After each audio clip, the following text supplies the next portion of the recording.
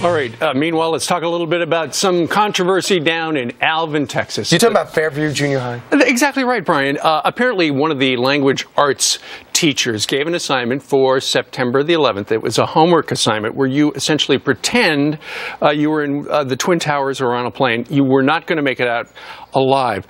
The exact quote is, if you knew you were about to die, who would you want to be the last person who you talked to? Write a letter to that person. What would you want them to know? Please give a lot of thought to this letter.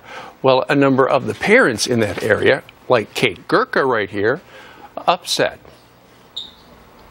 They're supposed to pretend that they're in either the Twin Towers or on the plane and that they're not going to make it out. This is their goodbye letter. It was almost like reading a letter that she was almost like a suicide note. And she told me, well, Mom, the teacher wants us to write a letter like we were stuck in the towers or on the plane. And then she showed me the paper, and I just thought it was absolutely ridiculous.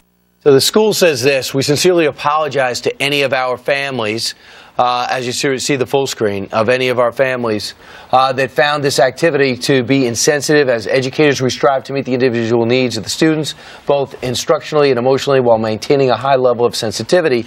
So what they're saying is it's insensitive for 9/11. It was a teacher that was trying to get kids, I guess, to be reflective. Even Sure. the parent interviewed on the Fox 26 Houston affiliate, said, I don't want her to lose her job, but we got to be aware this is outrageous. Well, you know what? It has to do, I think, with the age of the kids. 7th grade, you know, I don't know about all the other parents out there, but from time to time, I have difficulty getting my kids to sleep. You know, they have nightmares, they're concerned about school things, they're nervous, they have anxiety. And to add this to the mix, I can only imagine if this came home to my house that I would have 2 kids who weren't going to bed at night because there would be so many unanswered questions. There's a way that they could learn about 9/11 and not learn about it in this way that they personally feel like they're going to die. You know, that's a great point of view. The other point of view might be that these kids are about to go into high school.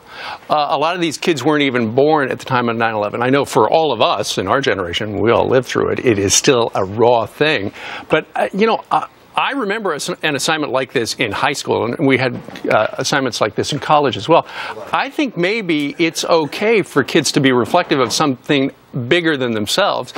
It teaches them compassion, and it allows them to would you say, introspection. If the assignment said, pretend as if you knew you had a terminal illness, and you had to speak to one last person for one last time, who would it be and how? You would not have had a problem with that assignment. It's just the fact that you have the image. It's all about going to die. Like, what, you know, pretend like you're going to go away to another land for, you know, or something like that. Right. I just think with young kids, it just brings up, they're scared of death to begin with. Sure. You know, even my kids. Adults are scared of course. to death. You know, even my kids just seeing sort of 9/11 talked about over the last few days had a lot of questions. Like, was I born when that happened? You know, Mommy, why did that happen? Why do they hate America? You know, so I just think it adds so much more stress to the family. Why do you think we're not learning about the teacher's name or anything? Yeah, I don't know that that's been released. I looked in the local papers down there. I didn't see it.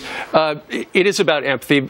I would be curious. I would love to read my kids' letter. I would love to read the letter they wrote if you were, you know, as they reflect upon the lives that they had led so far.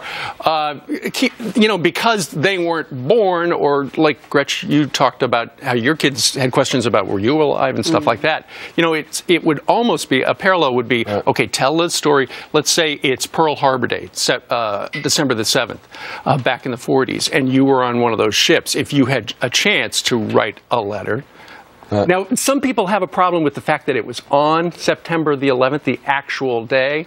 I kind of get that. Yeah. But what do you think about it otherwise? What do you think? It's appropriate? Yeah, tweet us, because Gretchen's now tweeting.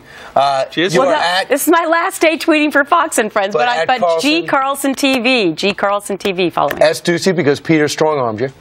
He's P. Ducey. Oh, he is P. Ducey? And you can write us for the whole show. And just tell us, do you think the teacher should be fired? Do you think she should be given a raise?